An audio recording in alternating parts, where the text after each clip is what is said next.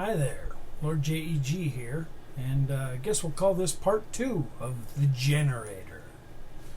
Anyway, it was suggested that maybe I recap a little bit and tell you what's going on, so here we are. Basically, I acquired a 5500 watt home light generator. It's powered by an 11 horsepower Briggs & Stratton engine. They're generally pretty straightforward. They're a pretty simple engine. They're a flathead engine, that is valve-in head engine. And they're relatively reliable. The biggest problem is with modern gas. Modern gas has ethanol in it. And ethanol, as a general rule, like most alcohol, will attack metal over time. And it'll attack rubber too, actually. Methanol is a lot worse.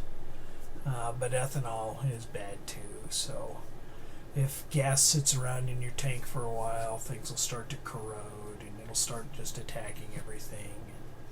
It's just generally a mess. And I'm going to kind of demonstrate that. So we're going to see how this is. So we're doing this together. So if you watch the part 1 video, you'll see I took off the carburetor and I took off the fuel pump.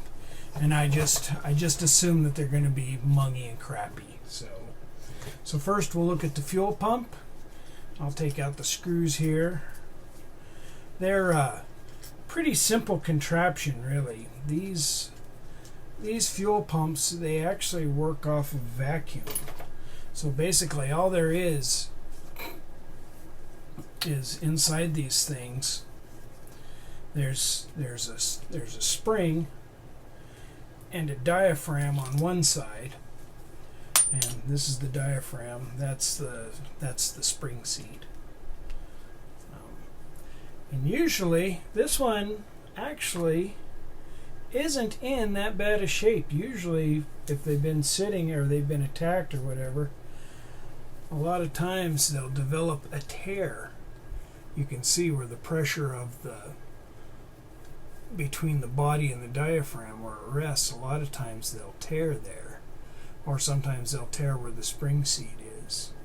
But this one is surprisingly, it's not really super pliable, but it is in surprisingly good shape. So that is a pleasant surprise.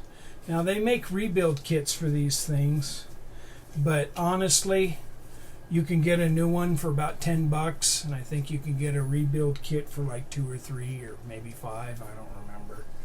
But honestly, it's just not worth it. It's really not.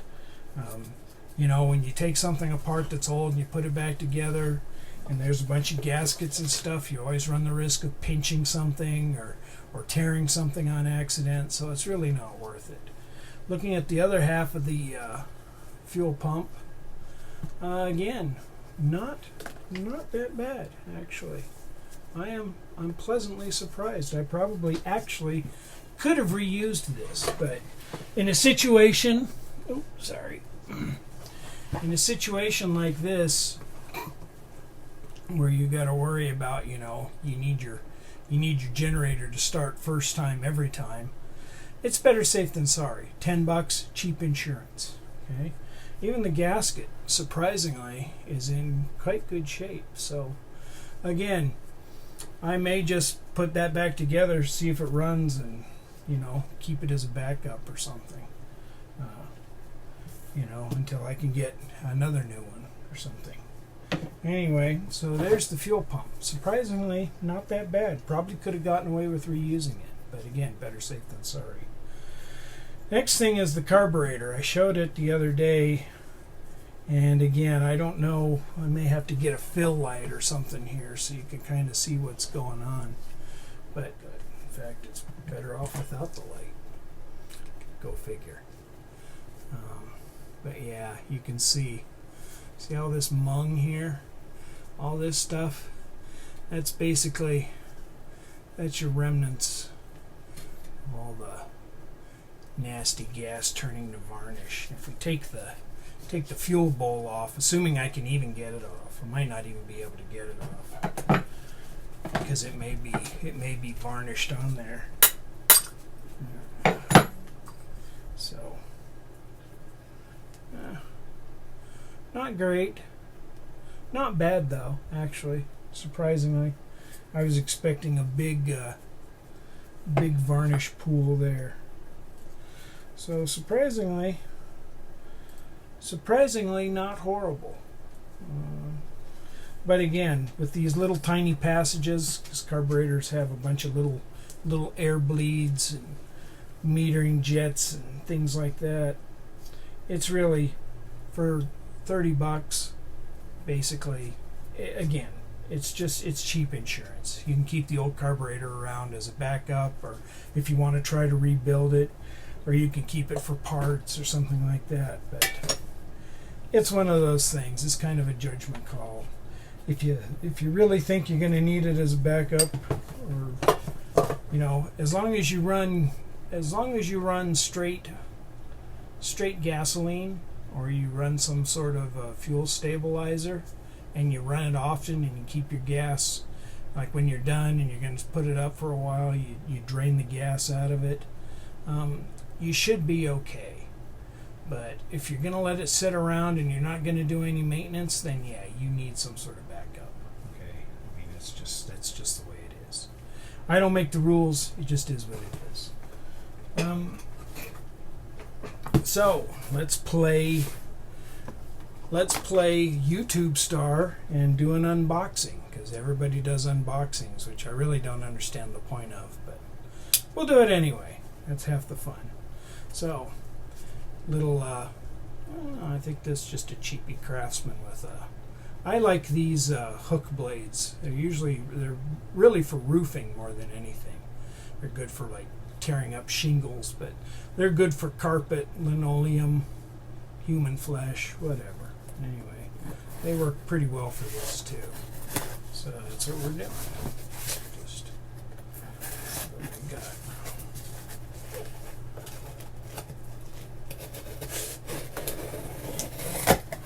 All right, here we go.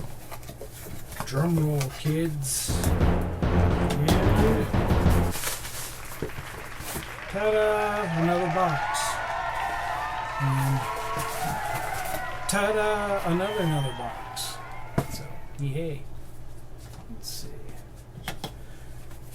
Made in China. I'm shocked. Wow. Like everything else? Yeah. It's like you go to the Briggs & Stratton website, and it says for some of the things, assembled in the United States. It's like, yeah, well, at this point, what isn't? Alright, so, new gasket. This goes in between the carburetor and the manifold. And there it is, in all its glory. All of its Chinesium glory. We have the mighty Walbro carburetor. This isn't a real Walbro, it's some sort of Chinesium knockoff. But you see how clean and shiny everything is? It's a thing of beauty right there. That's what you need. But yeah, brand new carburetor, $30. It's a thing of beauty. I don't know if you can hear the little flick. That's the float moving up and down, which is a beautiful thing. All right, so that's part A. Part B.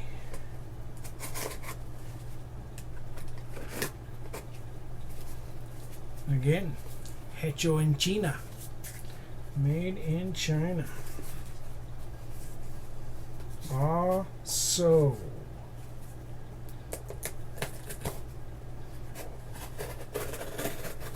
though I try hard not to be. Fuel line, always handy. And this is the revised fuel pump. Those fuel pumps like the one I showed you, they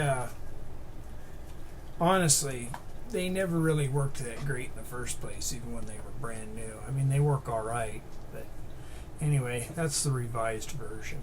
So, slightly different version, but still, it works on the same principle. You have vacuum here, I think input here and output there, and then you just basically you got a little flapper that works off of the pulses, and that's it. Draws a vacuum, moves the diaphragm. Diaphragm makes a vacuum, pulls the fuel in, pushes the fuel out.